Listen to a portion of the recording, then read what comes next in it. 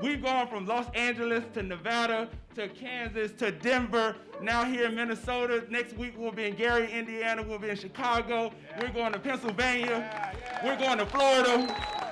We're going to North Carolina. 1.7 million members strong. We won't stop until we win. I could not be more proud when I introduced myself. I am a teacher who just happens to be serving as governor right now.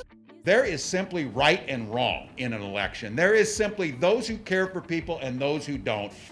We are at an inflection point. Hope and community versus fear and chaos. Yesterday, I spoke with a teacher who told me about how when he realized that one of his students was not participating in remote learning, he went to that student's home.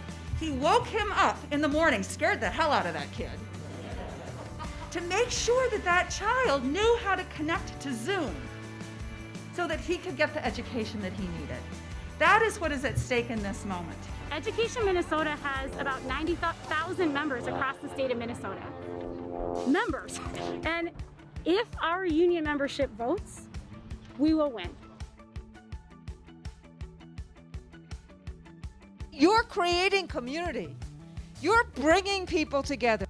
You're saying that if we have the policies that we need in Indiana, in America, we can change things. But if we're going to save our schools, we have to invest in our students, and that's what I believe is going to happen on November 3rd. In a state where we still can't drink the water in every one of our homes, we've got work to do.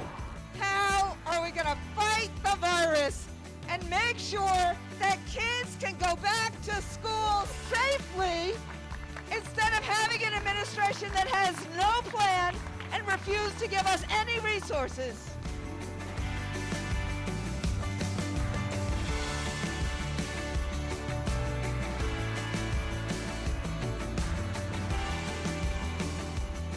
So it's really important for everybody to get out and vote, especially for Biden, because we need some people in the White House that are going to benefit Michigan. 4 years ago, I told many of you that I thought Donald Trump would win. And too many people thought their vote didn't matter. You were out there marching, not for labor, you were marching for every American. That's why we need a strong labor movement, and we are going to not let anyone try to take that away. And I saw what happened in 16. People didn't show up because people didn't think it mattered. If we vote, we can change that. If we vote, we win. We really have one ability to change the direction of this country, and that's to get out and vote.